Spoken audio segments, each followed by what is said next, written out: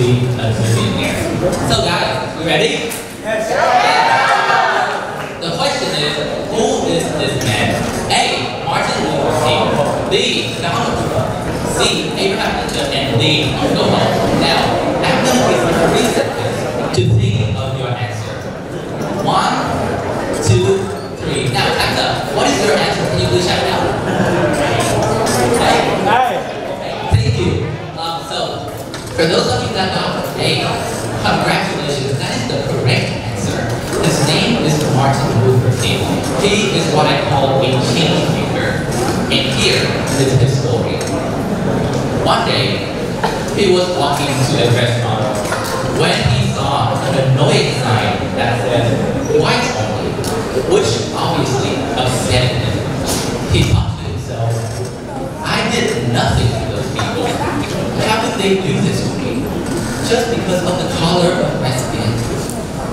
And that is when he decided, enough is enough. This has to change. So, there he was many years later, on August 28, 1963. He delivered the most famous speech of all time that changed the entire world, which is now known as I Have a Dream.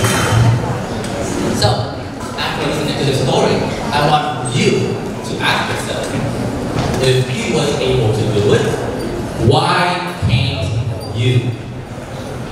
I believe that everybody can become a change maker, but of course, it's not easy. It's like getting out of bed in the morning, you know, right? Really hard. That's what today I'm here. I'm going to give you 3 tips and tricks on how to become a better change maker for the community. Step 1, get out of your comfort zone.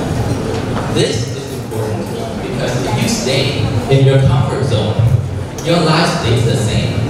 And if your life stays the same, how can you make changes to other people's lives? Step 2, dare to make mistakes. When is the last time that you had a nose score on your test? Did you get upset about it, or did you just forget it and say to yourself that I will try harder next time? Well, I hope that this type of guy right here, because it doesn't matter how many mistakes you make in your life, but what really does is how much experience, is how you respond to those mistakes. That is what truly counts. Step 3, and maybe this is the most important one, believe in yourself. Once you lose belief in yourself, you lose everything. Therefore, always bear in mind the 4 magic words. They are, I can do it.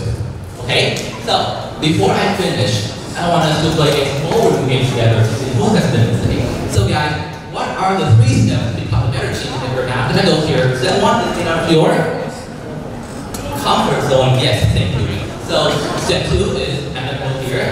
Step 2 is what? Make? Mistakes, yes. And now I want all of you to say this together. What is step 3? Believe in yourself. Thank you so much. All steps to become change makers. And thank you so much for your cooperation today.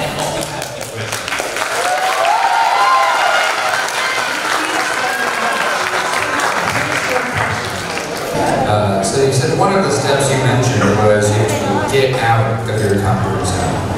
Can you give me an example of a time that you got out of your comfort zone? So yes. So this is a very good question because the time that I get out of my comfort zone is actually right now. Because standing here talking to such a large audience, it's not easy. I'm not comfortable right now because I used to do it in the past and I haven't experienced. So guys, if any one of you are scared to change, I want you to know that just do it. You have nothing to lose. If you make mistakes, like I said, it doesn't matter how many mistakes, as long as you commit to yourself and you learn from those mistakes, that is what really counts. So guys, just do it. You all are change makers. Round 2. Good morning, everybody. I'm back with my presentation. But before I get into it, let's have this story together. So I'm going to tell you an interesting and funny story about a person that I admire. So when he was little, he was special because he lost both his arms.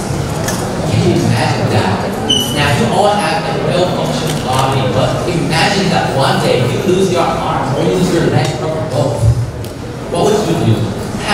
surf the internet? How did you write? How did you do homework? How did you do sports? It really, really hard, right? And of course, it was hard for him as well. He had to try writing with his toes, which was obviously 100 and 1,000 times harder than his fellows who wrote with their hands. But above all, he still decided to keep on moving, to keep on working, and to keep on improving himself. And that is what made him a teacher, an inspirational individual, a role model for so many disabled individuals and young people nowadays to truly believe in themselves, no matter if their appearance, no matter if they are ugly, no matter if they are disabled, or no matter if they have pimples on their faces, for example. So, the moral of the story is simply about if you have a well-functioning body, do not take it for granted. You are fortunate, you are privileged. There are many people out there that don't have a good body, a well-functioning body. But even if you're disabled, you're not fortunate enough to have a good body, it doesn't matter.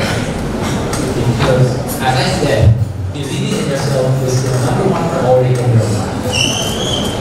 So, again, there is a pretty famous YouTuber that I admire that once said, it doesn't matter what's on the outside, but it's on the inside that truly matters. And his name is Garrett, and I'm pretty sure that many of you here know him. And right now, I want to give you an example. Imagine that you have a $100 note right here. Now, I'm gonna tow it, and I'm gonna put it down here. Would you still want it? Yeah. Of course, because it is still worth $100. No matter if it is towed or if it is thrown away like that, it still has its worth. So therefore, always remember that it's on the inside that really matters, not the outside. Don't worry about your appearance, about your body. It doesn't matter. What really matters is your worth. Thank you for listening. Thank you very much for your presentation. This is a difficult topic. I guess we're talking about people's disabilities. Do you think we should be open and talk to people directly about their disabilities if we want to help them, or should we not mention it and pretend it's not there? So, do we openly talk about it, or do we act like it's not there? So, I believe it depends on your profession. If you are their friend, obviously it will be awkward to talk about their disability. But of course, if you are their doctor, it is important to be open, to be frank, and to give them the honest statements about their body so that they know how to improve their body. I have a friend that was once disabled.